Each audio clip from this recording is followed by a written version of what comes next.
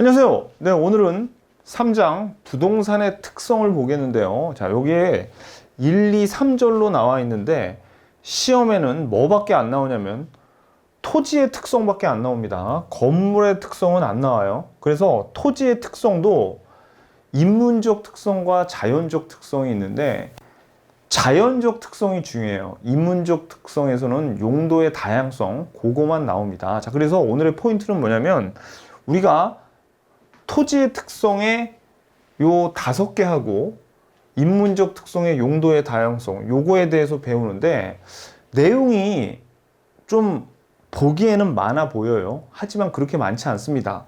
어떻게 우리가 공부를 하냐면 되냐면 각각의 요 특성들의 어떤 내용들이 딸려 있거든요. 근데 그 내용들을 여러분들이 무식하게 암기하려고 그러면 절대로 안 헤어져요.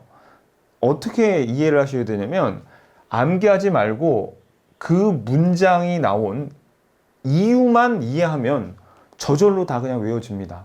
그래서 저하고 같이 요 각각의 특성에 대한 공부를 한 후에 기출문제까지 풀고 나면 절대 틀릴 수가 없어요. 이 부분은. 그러니까 그 이유만 이해하자는 건 어떤 뜻이냐면 이겁니다. 자, 예를 들어서 요 성질 중에 부동성의 특징 중에 하나가 뭐가 있냐면 임장 활동이 필요하다는 게 있어요. 그러면 부동성 임장 활동, 부동성 임장 활동, 이렇게 단순 암기하면 금방 잊어먹거든요. 그래서 어떻게 여러분들이 아셔야 되냐면 일단 부동성은 토지가 움직이질 않잖아요. 그죠? 토지는 움직이지 않는 특성을 가지고 있는데 그렇기 때문에 사람들이 어떻게 해요? 움직이는 동산 같은 거는 진열 때 진열을 한다던가 요거를 그 동산의 정보를 보기 위해서 갖고 다니면서 정보를 파악할 수 있지만 부동산은 움직이질 않죠. 그러니까 직접 어떻게 해요? 직접 사람이 걸로 가야 돼. 부동산으로. 그래서 부동산에 직접 가서 부동산에 대한 정보를 파악하는 걸 우리가 임장 활동이라고 하거든요. 직접 가서 파악하는 거. 그러니까 봐봐요. 임장 활동의 정의는 직접 가서 파악해야 되지. 왜? 동산처럼 움직일 수가 없으니까, 갖고 올 수가 없으니까 직접 가서 파악해야 돼. 그러니까 임장 활동은 어떤 성질 때문에 온 거예요? 부동성 때문에 온 겁니다. 이유를 알고 요 문장을 한번 읽으면 억지로 암기를 하지 않더라도 임장 활동은 부동성에서 온 거구나. 요런 요령으로 지금부터 한 문장씩 볼 거예요. 그러면 제가 이제부터 요 부동성, 영속성, 부증성의 문장을 보면서 줄을 그어드리고, 줄도 제가 미리 빨간 줄로 걷습니다. 그러니까 여러분들 그냥 그으시면 돼요. 빨간 줄. 그래서 그 이유만 여러분들이 파악하시면 돼요. 아셨죠? 오케이, 됐습니다. 자, 그럼 교재 40페이지 보시면, 자, 뭐 이렇게 쭉 나왔는데 표를 보자고요. 표를 보면 크게 부동산은 토지와 건물로 나누는데, 따라서 우리 챕터의 제목이 부동산의 특성인데, 토지의 특성과 건물의 특성 두 개로 나눈다 그랬죠. 하지만 건물의 특성 시험에 안 나와요. 몰라도 돼요. 그리고 토지의 특성도 크게 자연적 특성과 인문적 특성이 있는데 자연적 특성이 훨씬 중요합니다. 자연적 특성 중에서 부동성, 영속성, 부증성, 개별성, 인접성 요 5개 하고요. 그 다음에 인문적 특성에서는 용도의 다양성 요거 6개만 우리가 공부하면 됩니다. 나머지 성질도 있지만 시험에 전혀 안 나옵니다. 그래서 요거만 우리가 공부하자고요. 아셨죠? 자, 그래서 40페이지 이제 그 자연적 특성 보면 본격적으로 1번 토지의 특성 중에 자연적 특성 중에서 부동성이 나오는 거예요. 그럼 부동성은 아까도 잠깐 설명드렸지만 지금 우리 토지죠. 토지는 어디 움직이질 않잖아요. 그죠? 바로 그걸 얘기하는 겁니다. 움직이지 않는 성질, 부동성.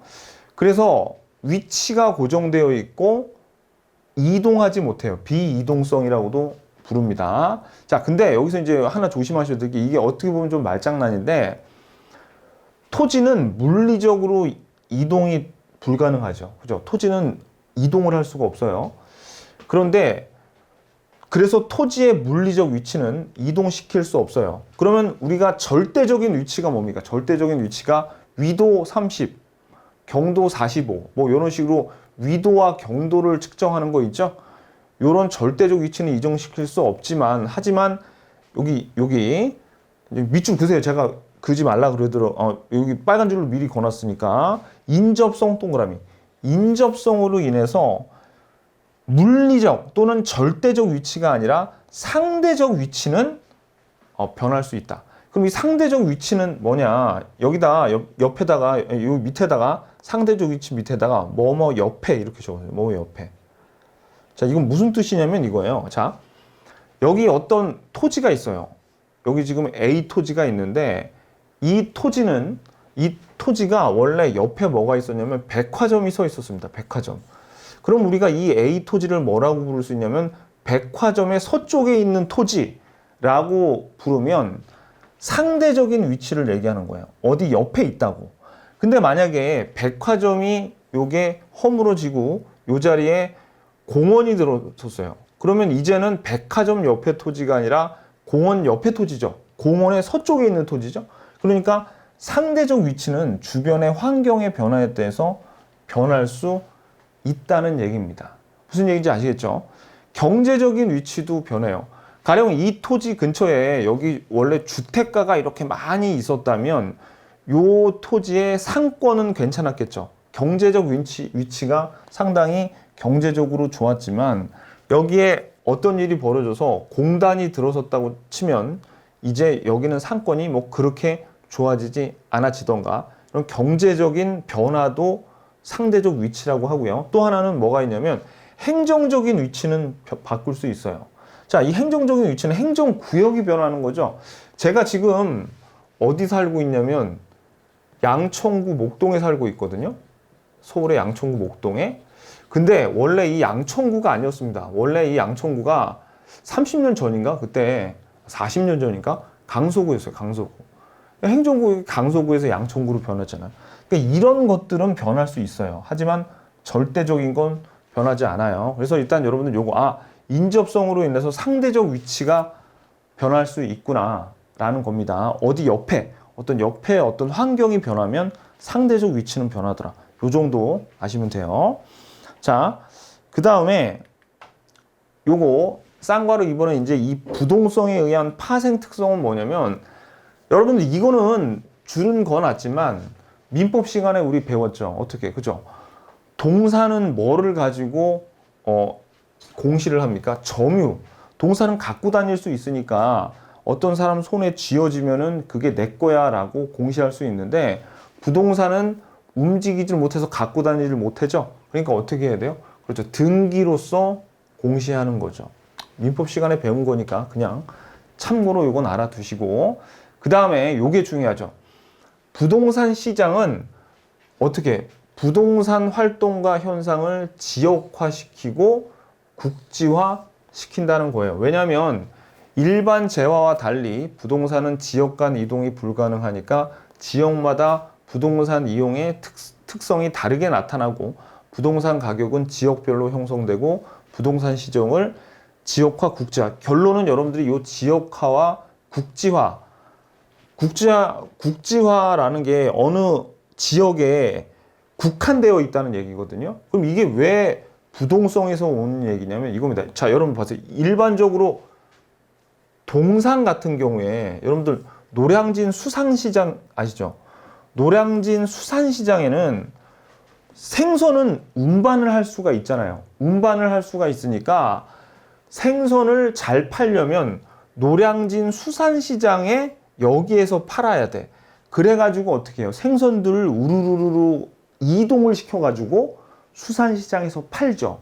하지만 부동산은 어떻게 움직이지 못하니까 생선처럼 움직일 수 있다 없다? 없어요. 그러니까 어떻게 부동산은 움직이지 않으니까 그 지역에서 시장이 형성돼 있어요. 어떤 시장? 그렇죠. 이왕이면 강남의 아파트 시장, 그죠? 강남의 아파트 시장, 또 뭐 어디 안산이나 거기 가면 공단의 부동산 시장, 이런 식으로 움직이지를 못하니까 지역적으로 시장이 퍼져 있다. 그걸 뭐라 그래요? 지역화와 국지화가 됐다. 너무나 당연한 거죠. 그래서 일반 재화와 달리 여기서부터 쭉 요 내용은 읽으면 당연히 그렇구나 라는 게 느껴지셔야 돼요. 갖고 옮길 수가 없으니까. 그래서 지역화, 국지화가 뭐하고 상관돼 있다고요? 부동성하고 관련이 되어 있다. 이유를 아시겠죠? 자, 그 다음에 부동산 활동은 지역적 국지성으로 인해서 부동산 시장은 지역적으로 동그라미 세분화되어 있다. 그러면 부동성에 의한 특징은 뭐가 있냐면 지역화, 국지화, 세분화, 지국세 이딴 식으로 앞글자 따지 마시고 제발 아셨죠? 그냥 이유만 알면 돼요. 여러분들 제가 앞글자 따는 거 정말 경계하거든요. 여러분들한테 앞글자를 웬만하면 안 주려고 그래. 왜냐면 저 말고도 여러분들이 배우는 다른 과목, 특히 공법이나 중개사법에서는 앞글자 폭탄이에요. 앞글자 폭탄. 그래서 여러분들이 제가 여기서 그 가뜩이나 공해처럼 많은 앞글자를 제가 앞글자 쓸데없는 거 따서 여러분한테 드리면 기억도 안 나고 금방 잊어먹는단 말이에요. 그래가지고 어떻게 가급적이면 앞글자 따지 마시고 저는 그래서 아주 치명적인 거 그런 거 정말 헷갈린 거밖에 안 따요. 그래서 이런 거는 안 헷갈린다고. 왜? 이유만 기억하시면 되잖아요. 그죠? 이런 거 뭐 지국세 이렇게 외우면 안 됩니다. 아셨죠?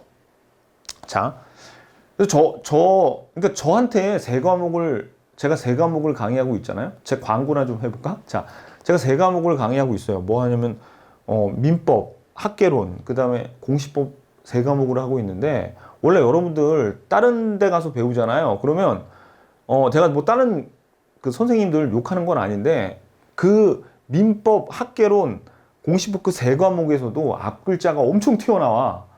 근데 저한테 이 세 과목 배우면 그렇게 저는 앞글자를 안 따기 때문에 암기할 분량이 확 줄어듭니다.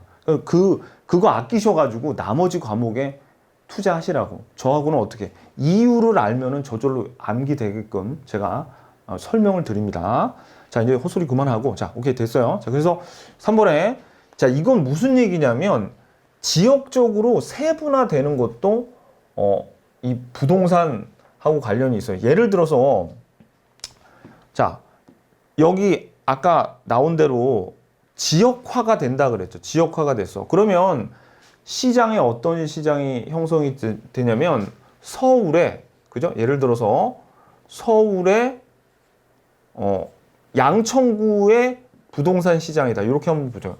그럼 이 양천구의 부동산 시장이라고 일단 지역화가 됐죠.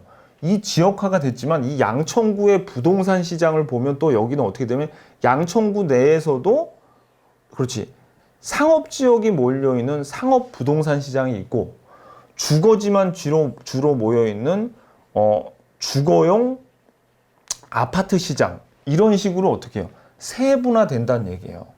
만약에 이게 동산이면 주거용이나 상업시장이나 막 서로 섞여 있겠죠. 동산이면 상업용 부동산이 잘 팔려? 그러면 주거용 아파트를 갖고 가서 상업용으로 옮겨 놓을까? 뭐 이런 식으로. 근데 그 동산이 아니니까 어떻게 해요? 세분화가 되는 거예요. 그 자리에 그대로 있으니까. 아셨죠? 오케이. 그래서 어떻게 지역화, 국지화, 세분화는 뭐 때문이에요? 움직이지 못하는 부동성 때문이다.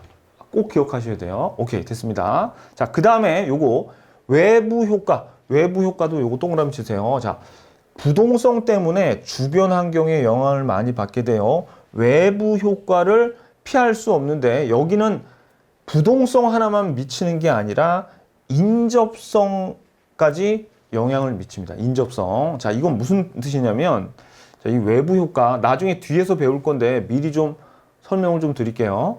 자, 요 외부 효과가 무슨 뜻이냐? 외부 효과는 나중에 자세하게 배우겠지만 그냥 이런 거예요. 여러분들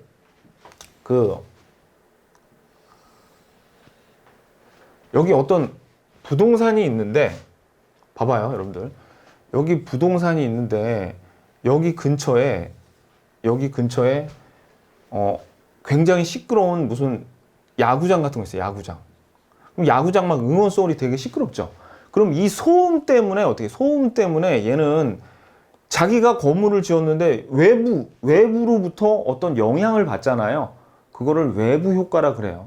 자, 그럼 다른 거 한번 예를 들어 볼까요? 여기 지금 보면은 그 소각장이 있어, 소각장. 소각장이 있는데 여기에 지금 부동산 토지가 있어요. 토지. 그럼 이 토지는 지금 소각장 옆에 있죠.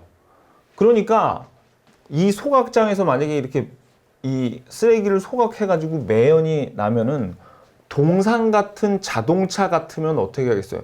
매연이 실어가지고 부응하고 자동차 몰고 다른 데로 가면 되겠죠. 하지만 토지는 움직이질 못하니까 어떻게 해요? 소각장의 연기의 외부 효과를 그대로 받아들일 수밖에 없어. 그런데 또 어떤 성질이 여기에 포함이 되어 있는 거예요? 소각장하고 인접해 있죠? 이 부동산하고 인접해 있는 걸 우리가 인접성이라고 하는 거예요. 그럼 외부 효과는 뭐 때문에 부동산에 발생이 되는 거예요? 그렇지. 자동차처럼 피해 다닐 수 없는 부동성과 그 다음에 이런 소각장이나 야구장 옆에 있는 인접성, 같이 붙어 있으니까 인접성 때문에 외부 효과를 크게 받더라. 이게 부동성에 관한 얘기입니다. 억지로 외웠어요? 저절로 외워졌어요? 그렇지. 이유만 알면 저절로 외워진다니까. 아셨죠? 오케이. 됐어요. 그래서 외부 효과, 요거는 같이 기억하세요. 아, 인접성 때문에 같이 이런 일이 벌어지는구나. 오케이. 자, 그 다음에 인접성과 더불어서 요것도 인접성하고 같이 나오는 건데 감정평가에서 지역분석 동그라미. 지역분석의 근거가 된다. 그러면 지역분석의 반대는 뭐가 있냐면 개별 분석이라고 있어요. 개별 분석. 그러면 이 개별 분석이란 건 뭐냐면, 자, 보세요, 여러분들. 요거는 무슨 얘기냐면, 자, 우리가 어떤 부동산, 여기 토지가 있는데, 요 토지를 감정평가할 때, 요 토지 자체 하나만 가지고, 요 토지, 요거 10억 나가겠는데, 요렇게 평가하는 게 개별 분석이에요.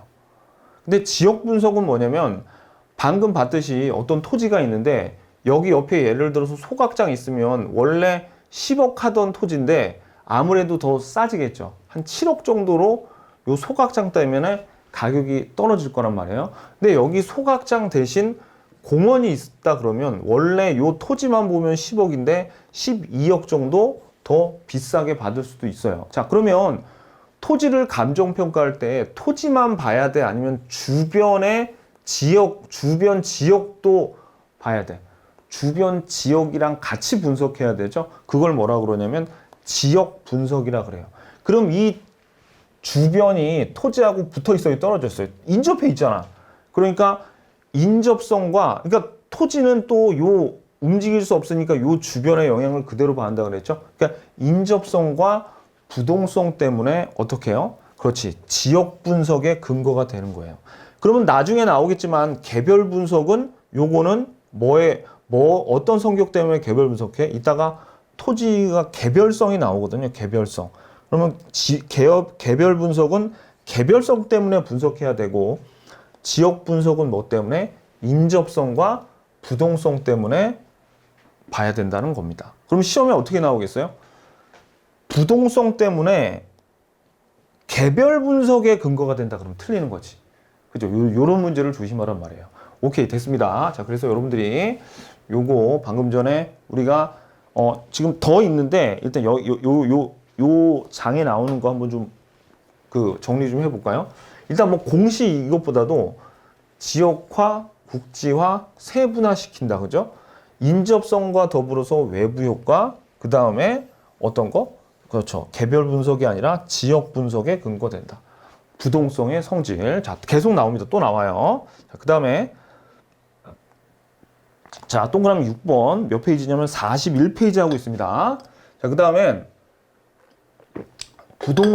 부동산의 가치는 위치에 의해서 결정이 돼서요. 자, 입지론의 근거가 되고, 그 다음에 위치 지대 발생의 근거가 된다. 이것도 나중에 뒤에서 나오는데, 입지론에서 위치지대라는 건 뭐냐면은 이런 겁니다. 여러분들. 어떤 식당을 차릴 때 시내 중심가에 식당 차리면 지대가 임대료예요, 임대료. 임대료도 많이 줘야 되죠. 그거예요. 근데 만약에 외곽에다가 식당 차리면 임대료 조금 줘야 되죠. 그러니까 그 위치에 따라서 지대가 달라지지 않습니까? 그죠? 그러니까, 그럼 뭐 때문에 그래요? 그죠? 그 부동산이 움직이질 않으니까 그 자리에 들어가야 되잖아요. 그죠? 그러니까 어떻게 그 위치에 따라서 지대를 받는 위치지대, 그 입지론, 어느 지역에 들어갈지, 어디에다가 가게를 차려야 될지를 파악을 해야 돼. 부동산 때문에. 만약에 부동산이 동산처럼 움직일 수 있으면 우리가 그 부동산을 찾아가는 게 아니라 움직이는 걸 잡아다가 갖고 오겠죠. 근데 그게 안 되잖아요. 안 움직이니까 우리가 직접 가서 입지를 찾아야 된다는 얘기예요. 안 움직이니까. 오케이. 그래서 입지론과 위치지대의 근거가 된다. 그래서 안 움직이니까 어떻게 해요? 정보 활동이 요구가 되는 거예요. 움직이지 않으니까 우리가 직접 가서 봐야 돼.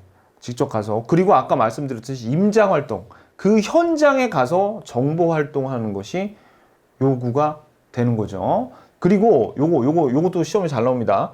담보가치 안전성. 이번에는 어떤 성격? 영속성과 함께 저당권 설정의 근거가 된다. 왜? 움직이질 못하니까 빚쟁이들이 담보로 설정해놔서 요 담보가 도망가지 못하죠. 그러니까 담보가치의 안정성을 제공하는 거예요. 그러면 영속성은 왜 저당권의 근거가 된다? 그렇죠. 담보가 아이스크림이나 얼음이어 봐요. 그럼 담보로 설정하면 금방 녹아서 없어지죠. 근데 토지는 그런 게 없잖아요. 그냥 그대로 계속 영속적으로 담보하고 있고 도망가지도 않으니까 저당권 설정의 근거가 됩니다. 뭐와 함께? 영속성과 함께. 자, 아까 앞에 놨던 외부 효과는 어떤 성격과 함께? 인접성과 함께. 오케이. 좋았습니다. 자, 그 다음에 10번. 부동산의 경우는 부동산을 가지고 있음으로써 어떤 사회적 규제가 있으면 있는 대로 머물러 규제의 효과를 그대로 받게 되는데 제도적 규율이 용이하여 토지의 관계 법규는 자, 그래서 여기가 포인트예요. 뭐 규제 이런 말이 나오면 관계 법규가 복잡해진다. 이게 무슨 뜻이냐면 부동산 토지는 움직이지 못하죠. 그러니까 예를 들어서 부동산이 움직이면은 가령 서울에 여기에 야 너희들 세금을 많이 때린다고 쳐봐요. 서울에서. 그러면 야 도망가자 하고 도망을 갈 텐데 부동산은 움직이질 못하죠. 그러니까 각종 조세 그리고 각종 규제를 있는 그 자리에서 다 두들겨 맞아. 그렇기 때문에 어떻게 되는 거예요? 관계 법규가 복잡하게 다 두들겨 맞는단 말입니다. 그 자리에 있으면 국가에서 또는 지자체에서 거기서 주는 그 규제를 부동산은 묵묵히 그 자리에서 다 두드려 맞고 있어요. 그 얘기예요. 움직이지 못하니까 도망가지 못한다. 어떤 규제 같은 게 있을 때. 자, 그 다음에 부동성 때문에 부동산 시장은 물리적 장소가 없이 존재하는 그냥 추상적 시장으로 존재한다. 이겁니다. 여러분들 동산 같은 경우는 물건들을 서로 손으로 주고 돈으로 이렇게 손으로 주고받을 수 있죠. 그래서 어떤 시장이라는 장소 안에서 서로 거래가 가능하지만 부동산은 어때요? 부동산은 공인중개사 사무실에서 거래가 성립되지만 거기서 물건을 주고받지는 않죠. 그러니까 어떻게 해요? 추상적인 외형이 없는 시장처럼 보이더라 이거예요. 그래서 부동성 때문에 추상적인 시장으로 존재한다는 겁니다. 오케이. 그래서 여기까지가 뭐에 관한 얘기냐면 부동성에 관한 얘기였습니다. 나름대로 여러분들 좀 부동성이 성질이 제일 많은 편이에요. 근데 제가 지금 요 9번 중요하고요. 특히 그 중에서 중요한 게 요 1번, 여기 2번부터 4번, 5번까지 있죠. 여기 요 성질이 중요합니다. 요 성질. 자, 그래서 아무튼 근데 그걸 알아야 돼. 뭘 알아야 된다? 그렇죠. 이유를 제가 다 일일이 설명드렸으니까 그거를 암기를 하셔야 돼요.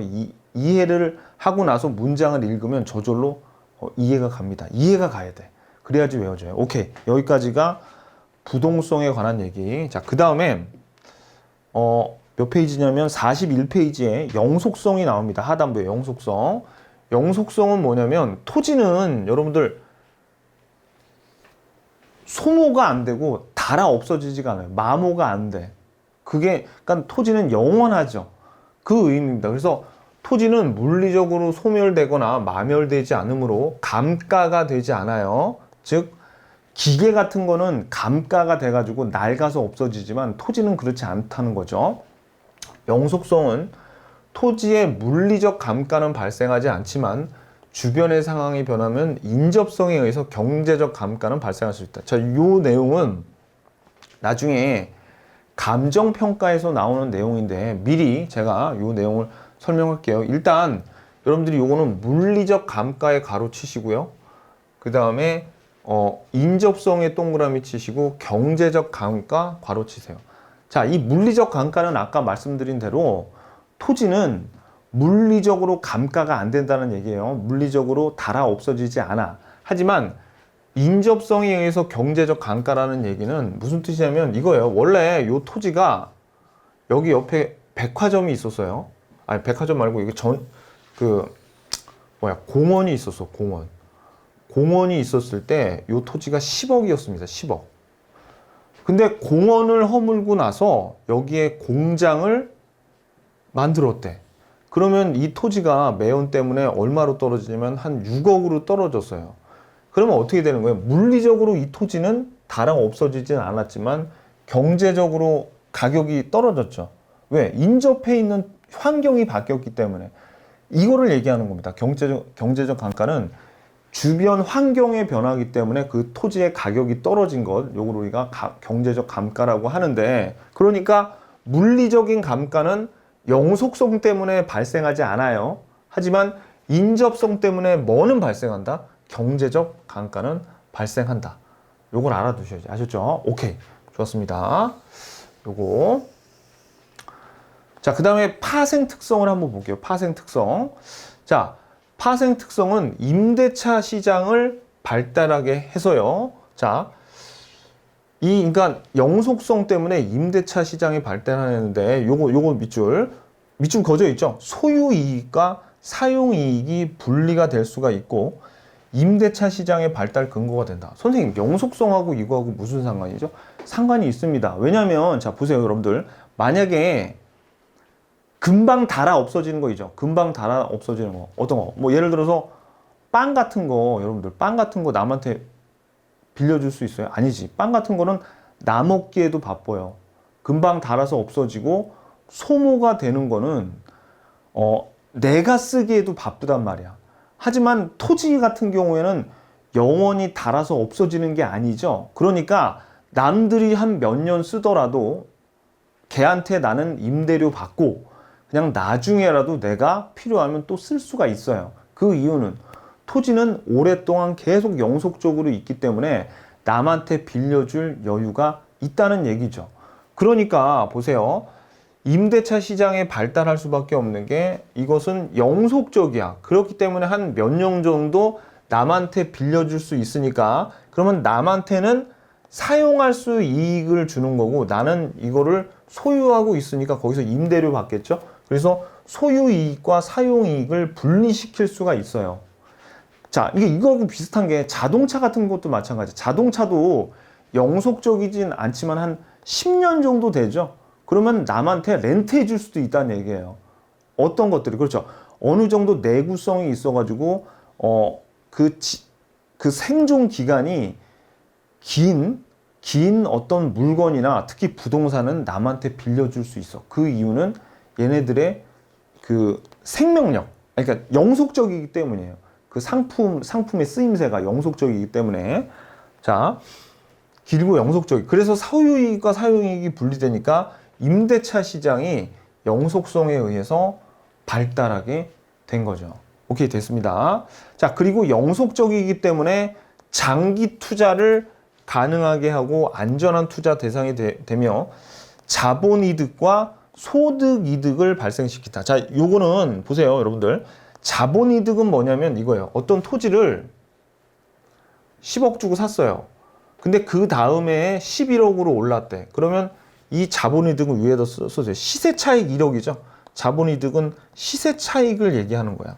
근데 소득이득은 뭐냐면 요거를 10억 주고 산 다음에 요 토지를 다른 사람에게 요거를 임대차 계약을 맺고 1년에 5천만 원씩 받기로 했습니다. 그럼 이 5천만 원 같이 임대료로 받는 거 있죠? 그거를 뭐라 그러냐면 소득이득이라 그래요. 그러니까 소득이득은 어떻게 해요?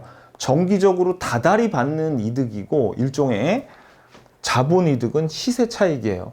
근데 얘는 영속적이기 때문에 어때요? 아까 소유이익과 사용이익으로 나눠줬죠? 그러면 소유이익이 있기 때문에 소유하다가 남한테 팔아버리면 자본이득도 생기고 사용이익은 다른 사람에게 줄 수가 있죠. 그래서 어떻게? 소득이득이 거기서 생기잖아요. 그죠? 그래서 영속성이 있으니까 장기적으로 투자도 가능하고, 그죠? 자본이득과 소득이득을 모두 누릴 수 있다는 겁니다. 자, 그 다음에 이거는 나중에 이제 뒤에서 나오는 얘기인데, 감정평가 시에 수익환원법의 적용이 가능해지며 부동산 가격보다 부동산 가치의 의의를 크게 한다. 자, 이건 무슨 얘기냐면, 이건 어려운 얘기고 시험 출제 빈도도 높지 않지만 나중에 뒤에 나오는 얘기지만 미리 이건 해볼게요. 자, 우리 감정평가할 때 토지에 대한 가격을 매길 때 어떤 식으로 매기냐면 요 수익환원법이 무슨 뜻이냐면 이럽니다. 예를 들어서 어떤 토지가 있는데 요 토지의 가격을 얼마지? 라고 가격을 매겨야 될 때 이럴 수 있어요. 만약에 이게 1, 2, 3, 4, 5, 6, 7, 8, 9, 10년 동안 1억씩 10년 동안 이 토지가 여기서 수익이 발생한다면 미래에 발생하는 요 10억이 이 토지의 가치라고 할 수 있겠네요. 이런 걸 우리가 뭐라고 하냐면 수익환원법이라고 그래요. 그러니까 이 토지에서 발생할 미래의 수익이 이 토지의 가치가 되는 거다라는 게 수익환원법이니까 영속성 때문에 이렇게 미래에 어떻게 해요? 미래의 수익이 오래 나고 요 수익이 토지의 가치가 되는 거죠. 그래서 수익환원법의 근거가 되는 거예요. 영속성이. 오케이. 요건 좀 어렵습니다. 그래서 지금 중요한 거는 뭐가 중요하냐면 요 페이지에서 본 거는 요거 중요해요. 물리적 감가는 발생하지 않지만 영속성 때문에 인접성에 의해서는 경제적인 감가가 발생한다. 그 다음에 임대차 시장이 발달하고 장기 투자하면서 자본이득, 소득이득, 소유이익, 사용이익 모두 누린다. 수익환원법의 근거가 된다. 요 정도 여러분들이 알아두시면 됩니다. 자, 요게 몇 페이지냐면 지금 42페이지입니다. 자, 계속 볼게요. 자, 그 다음에 4번에 요거는 이제 나중에 감정평가에서 보니까 지금 몰라도 돼요. 자, 5번 볼게요. 5번. 그래서 자, 이제부터는 쉬워. 보시면 자, 장기적인 배려를 해야 돼요. 왜냐면 영속적이기 때문에 근시안적인 생각으로 부동산을 활용하면 안 되겠다. 그죠? 오케이. 그 다음에 토지는 소모를 전제로 하는 회계상, 아까 물리적인 감가는 없다 그랬죠? 그러니까 회계상 감가상각이 적용될 수 없어요. 하지만 경제적 감가는 어떤 성질에 의해서?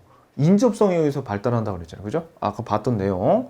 그 다음에 부동산 관리 활동의 의의를 크게 한다. 왜냐면 이게 영속적으로 장기간을 사용해야 되기 때문에 관리를 잘 해야 돼요. 부동산을. 그래서 관리 활동의 의의를 크게 한다. 그 다음에 아까 나왔죠? 부동성과 함께 저당권 설정의 근거가 된다. 오랫동안 있기 때문에 담보로서 든든해. 부동성 때문에 도망가지도 못해. 그래서 저당권 설정의 근거가 된다는 얘기입니다. 아셨죠? 오케이. 여기까지가 뭐에 관한 얘기냐면 영속성에 관한 얘기입니다. 영속성에 관한 얘기. 쉽죠? 그죠? 자, 그 다음에 부증성에 대해서 볼게요. 부증성. 부증성은 뭐냐면 생산비나 노동을 투입해서 물리적 공급량을 늘릴 수가 없어요. 보통 우리 여러분들 공급 곡선을 우리가 어떻게 배웠냐면 이렇게 배웠죠? 공급 곡선은 이렇게 생겼잖아요.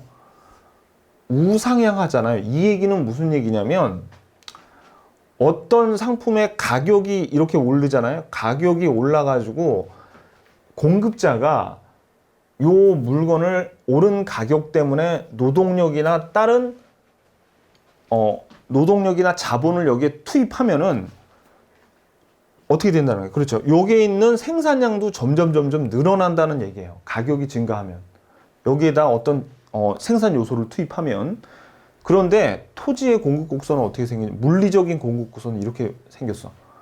그럼 이건 무슨 얘기예요? 그렇죠. 아무리 가격이 올라서 노동이나 생산 요소를 투입해도 토지는 더 이상 증가하지 않는다는 얘기예요. 증가하지 않는다. 부증성. 증가하지 않는다. 이게 토지 특징의 가장 큰 특징입니다. 그래서 생산비나 노동을 투입해서 물리적 공급량을 늘릴 수 있어요. 물리적인 공급량 동그라미. 이거 앞에서 봤던 얘기. 하지만 이따 나오겠지만 용도의 다양성 때문에 경제적인 공급량은 늘릴 수 있죠. 이거 앞에서 배웠던 내용. 우리 부동산의 공급에서 이거 앞에서 배웠던 내용이에요. 자, 아무튼 그래서 택지 조성이나 수면. 자, 근데 여러분 이거 아셔야 돼. 택지 조성이나 수면 매립은 지표 면적이 증가하는 것일 뿐 공간으로서 토지가 증가하는 것은 아니다. 자, 예를 들어서 여러분들 부증성 얘기하면 꼭 이러시는 분들이 있어요. 아니 선생님, 여기 바다가 있는데 바다를 이만큼 메우면 요만큼 새로운 토지가 생기는 거 아니에요? 아닙니다. 왜냐면 여기 물이죠. 이 밑바닥 뭐였어요? 이 밑바닥도 토지였을 거 아닙니까? 그러니까 여기에 그냥 모래를 메우면 그냥 여기 있는 게 용도만 바뀐 거예요. 그래서 물리적으로 공급량이 늘어난 게 아닙니다. 그래서 택지 조성이나 수면 매립에 의해서 지표 면적이 증가하는 것이 부증성의 예외에 대해서 그럼 틀려요. 예외가 아닌 거예요. 오케이. 자, 그래서 물리적인 공급량은 늘릴 수 없는데, 자, 부증성에 의해서 토지의 물리적인 건 불가하지만, 자, 요거 용도의 다양성 동그라미. 용도의 다양성에 의해서 어떤 거? 경제적인 공급은 가능하다고 있죠. 요거 앞에서 설명드렸습니다. 그죠? 요걸 아셔야 돼요. 부증성에 의해서는 물리적인 공급량 늘릴 수 없지만 용도의 다양성에 의해서 경제적인 공급은 가능하다. 아, 이거 앞에서 설명드렸는데 또 이러면은 또 여러분들이 앞에 가서 또 봐야 되니까 제가 다시 한번 이거 설명드릴게요. 다시 한번 똑같이 설명드릴게요. 자, 이거 한번 더 설명을 드리면 이 얘기예요. 기억이 나나 안 나나 한번 기억해 봐요. 자, 어떻게 되냐면 이 세상에 1000평밖에 없어. 이 세상에 이 토지가 1000평밖에 없대요. 그러면 이 토지가 가령 여기 1000평이죠? 그럼 물리적인 공급 곡선은 이렇게 수직이야. 그래가지고 아무리 가격이 오르더라도 더 이상 1000평에서 공급량이 늘어날 수는 없습니다. 하지만 여기 지금 어떤 토지가 볼까요? 여기 어떤 토지가 1000평이 있대요. 1000평. 이 세상에 1000평이 있는데 요 중에서 500평은 농지고 500평은 택지예요. 그럼 얘네들 서로 뭐가 달라요? 그렇죠. 얘네들 서로 뭐가 다르냐면 용도가 다르잖아요. 그러니까 용도의 다양성을 도입하면 경제적인 공급은 가능해요. 이게 무슨 뜻이냐면 이거예요. 봐봐요. 그러면 지금 현재 어떻게 되냐면 택지가 여기 평당 100만 원이라고 합시다. 100만 원. 농지도 100만 원이에요. 그래서 지금 평당 100만 원이니까 택지는 500평이 공급이 되어 있었어.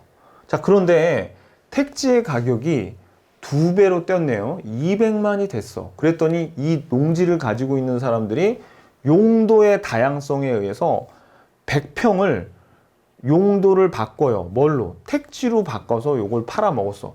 그럼 이제 농지는 400평이 되고 택지는 500평에서 600평이 되겠죠?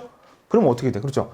200만으로 가격이 올랐더니 공급량이 500에서 600으로 올랐어요. 그러면 여기 이렇게 점을 찍을 수 있겠네. 그럼 두 점을 이어볼까요? 공급 곡선이 그럼 어떻게 된다는 얘기예요? 이렇게 우측으로 우상향하죠. 그러니까 이거는 지금 물리적인 1000평이 더 늘어난 거예요? 아니면 용도의 다양성에 의해 가지고 경제적인 택지 공급량이 늘어난 거야. 경제적인 택지 공급량이 늘어난 거죠. 그 얘기를 한 겁니다. 앞에서 똑같이 설명드렸어요. 요거. 오케이. 그래서 요거 기억하시고. 그 다음에, 자, 생산비 법칙의 부적용. 요거는 무슨 얘기냐면, 자, 여기 밑줄 그어줬죠.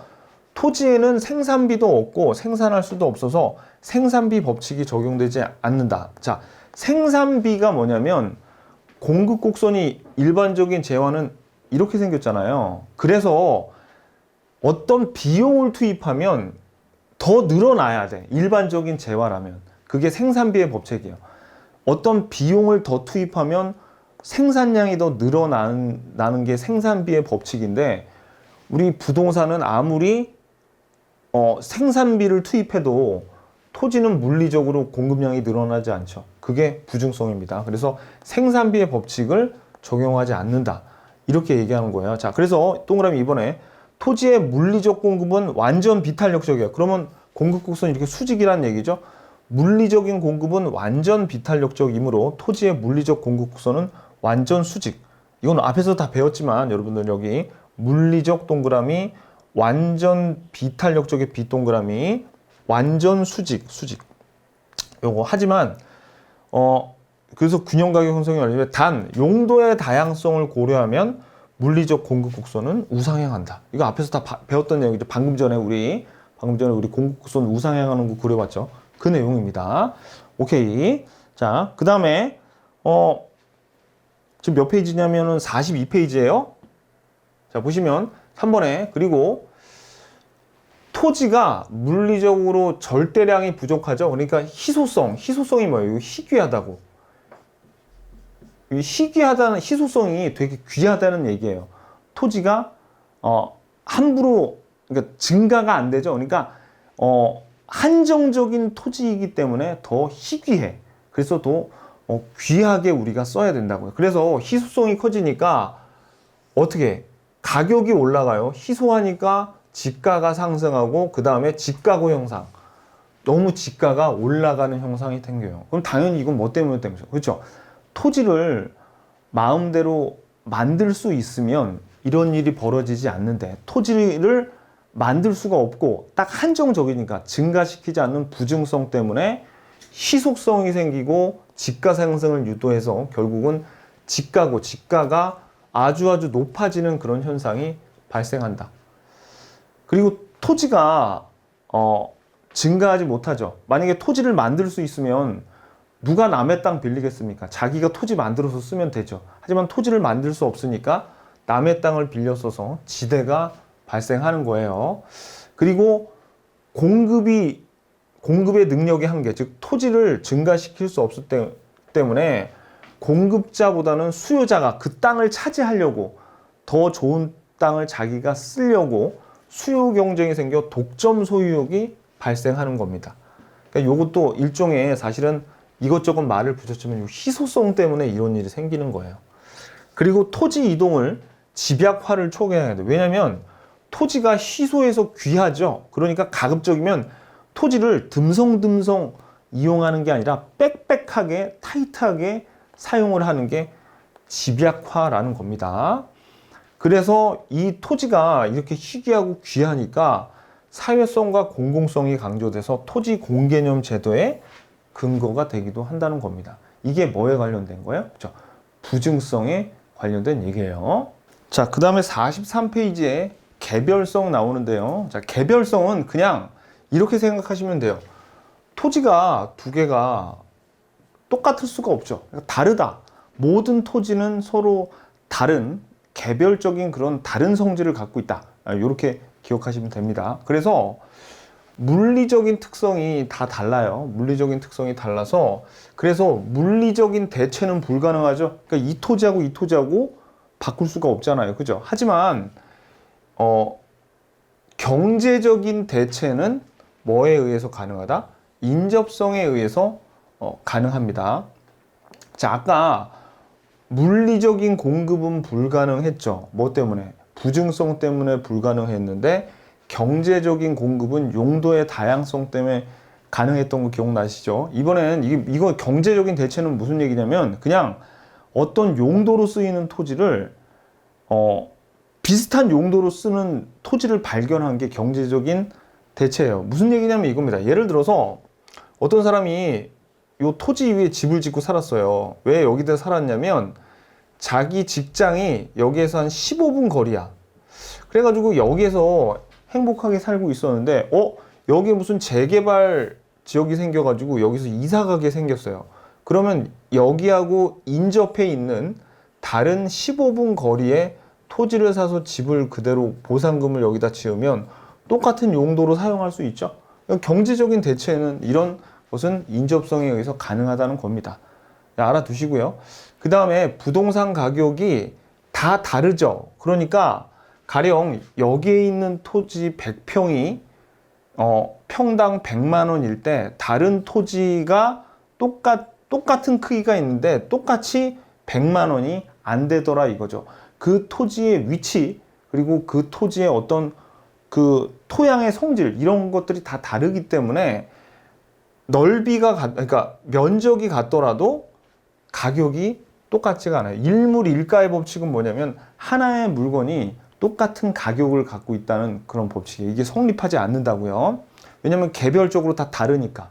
개별성은 다 다르다고 보면 된다 그랬죠. 자, 그래서 부동산의 비교를 어렵게 해서 비교 방식 적용이 곤란하다. 자, 요것도 여러분들 나중에 뒤에 나오는데 요것도 지금 미리 설명드릴게요. 우리가 감정 평가할 때 또 어떤 방식이 있냐면 이렇게 평가할 수도 있어요. 예를 들어서 어떤 아파트 단지가 있는데 요 아파트에 201호가 있고 202호가 있어요. 그러면 예를 들어서 201호 아파트가 3억에 팔렸죠? 그러면 요 202호는 요거를 감정평가하면 어떻게 요 옆집하고 비교해 보면 이것도 대충 3억으로 감정평가할 수 있겠죠. 이걸 뭐라 그러냐면 비교해서 그 가격을 구하는 방식이라 그래요. 비교 방식. 그런데 지금 개별성에 의해서 토지가 다 다르기 때문에 이런 비교 방식을 토지에는 적용하기가 어렵다. 개별성을 뭐라고 기억하면 된다 그랬어요? 다 다르다. 이렇게 기억하면 된다 그랬죠? 자, 그래서 비교 방식을 어렵게 합니다. 그래서 최대한 비슷한 걸 찾아가지고 요 비교 방식을 적용하고 있어요. 자, 다음에는요. 요 4번에 개별적 부동산을 독점적 부동산으로 만들어 소유자가 독점적인 공급자가 되게 한다. 자, 여러분들 만약에 지금 골동품 중에서 고려청자 같은 거 있죠. 이 골동품 고려청자는 요거 하나밖에 없죠. 그러면 요 물건의 공급자는 오직 이 고려청자의 주인 한 사람만 이거의 공급자죠.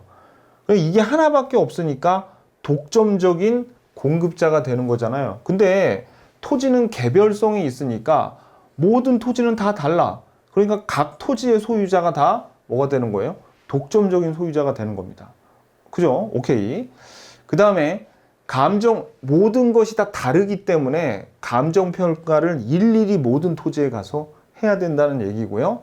그리고 감정평가의 개별 분석의 근거가 된다. 그죠? 개별 분석의 근거가 돼. 뭐가? 개별성이니까. 요거 아까 뭐 배웠어요? 우리가 요거의 반대가 지역 분석이라고 있었죠. 지역 분석. 지역 분석은 뭐가? 그렇죠. 외부 효과 때문에 인접성하고 부동성 때문에 지역 분석이 근거가 되는데 개별성이니까 개별 분석이 근거가 됩니다. 감정평가의 표준지가 뭐가 있냐면 표준지라는 것은 감정평가할 때 그 표준이 되는 토지예요. 그 표준이 되는 토지. 근데 모든 토지가 다 다르기 때문에 표준지를 선정하기가 상당히 좀 까다롭단 말이야. 그러니까 어떤 대표가 되는 토지에 어떤 지역에 어떤 토지에 어떤 지역의 대표가 되는 토지인데 그거를 선정하기가 어렵다 이거죠. 되게 좀 어려워요. 왜냐면 다 다르니까. 오케이, 됐고요. 그 다음에 요 8번이 요거 특히 알아두셔야 돼요. 모든 토지가 다 개별적이기 때문에 시장 정보를 일일이 모든 토지에 다 해야 되죠. 그래서 시장 정보 수집이 어렵고 거래 비용이 그러다 보니까 높아질 수밖에 없어요. 왜? 정보 비용이 많이 드니까 거래 비용이 늘어날 수밖에 없습니다. 개별적이니까 모든 토지를 일일이 돌아다니면서 다 조사를 해야 되거든요. 오케이, 됐습니다. 요게 개별성이에요. 자, 그 다음에 이제 토지의 특성 중 마지막 인접성을 볼게요. 인접성. 이 인접성은 43페이지에 하다 본데 토지는 토지는 반드시 다른 토지하고 연결이 돼 있죠. 왜? 우리가 필지로 나눠놨지만 사실 그거는 연결된 토지를 인위적으로 나눴을 뿐이에요. 그래서 요 특정 토지는 인근 토지에 큰 영향을 주기 때문에 외부 효과와 밀접한 관련이 있다는 걸 우리가 봤습니다. 자, 그래서 요 인접성의 특징은 동그라미 외부 효과를 발생시킨다. 그 다음에 인접 토지이기 때문에 아까 대체 가능성을 존재케 한다 그랬죠. 그 물리적인 대체는 안 되지만 경제적인 대체는 가능하다고 그랬죠. 자, 그래서 부동산 용도면에서 대체 가능성을 존재하기 때문에 감정평가에서 비교 방식 적용이 개별성 때문에 어렵지만 인접성을 고려하면 대체가 가능하니까 경제적인 대체가 가능하니까 비교 방식 적용이 가능해집니다. 자, 이거는 나중에 감정평가 가서 볼 거니까 요거는 당장 몰라도 돼요. 나중에 뒤에서 배울 겁니다. 그 다음에 인접성 때문에 지역 분석을 필연화시킨다 그랬죠. 그 다음에 개발 이익 환수의 논리를 제공하고 있다. 뭐냐면요, 어떤 토지가 있는데, 자, 이 토지 인근에 여기가 개발이 돼요. 그러면 여기가 개발이 돼서 보통 여기 토지의 지가가 오르면 요 근처에 인근에 있는 토지도 같이 오르거든요. 인접해 있는 토지도. 그러니까 이거는 불로소득이니까 야, 네가 오른 만큼 국가한테 오른 이익분의 일정 부분은 우리한테 환수를 해야지 라고 해서 개발 이익의 환수 논리를 근거를 제공하고요. 그 다음에 인접해 있으니까 협동적으로 이용을 해야 되겠죠. 그죠? 그리고 당연히 붙어 있으니까 경계 문제를 발생을 시킵니다. 요 정도 인접성은 요 정도 알아두시면 돼요. 특히 여기서 중요한 거는 요 외부 효과를 발생시키는 거, 요거 주의해서 알아두십시오. 자, 그 다음에 44페이지에 여기 보시면 기타에서 뭐 지력성 나오는데 이거 안 보셔도 됩니다. 시험에 안 나와요.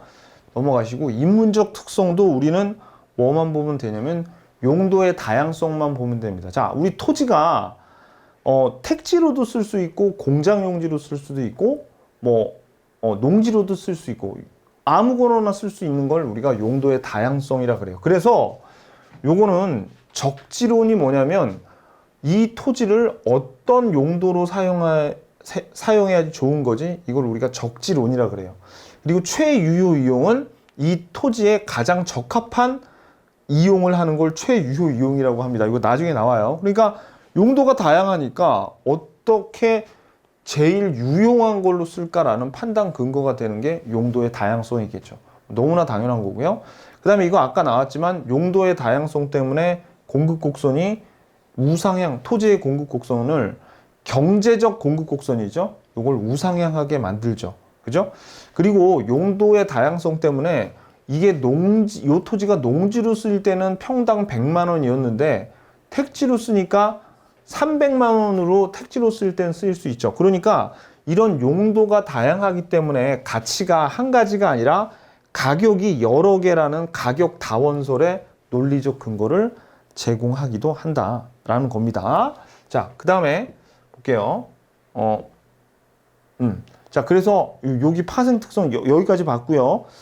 그리고 45페이지부터는 45페이지부터 46페이지는 안 나옵니다. 여기까지만 여기 보시면 돼요. 우리가 아시죠? 그럼 자, 우리 정리를 한번 해볼까요?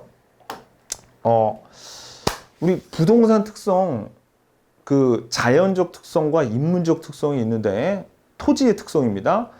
부동성, 영속성, 부증성, 개별성, 인접성. 이게 자연적 특성이고 용도의 다양성이 인문적 특성인데 요 5개와 용도의 다양성 요 6개만 알면 돼요. 아셨죠? 나머지 제가 안 본 거는 건물의 특성 47페이지는 안 봐도 됩니다. 나중에 합격하시고 보세요. 아셨죠? 자, 그러면 조금 쉬었다가 우리 뭐 해야 돼요? 기출문제 한번 풀어보자고요.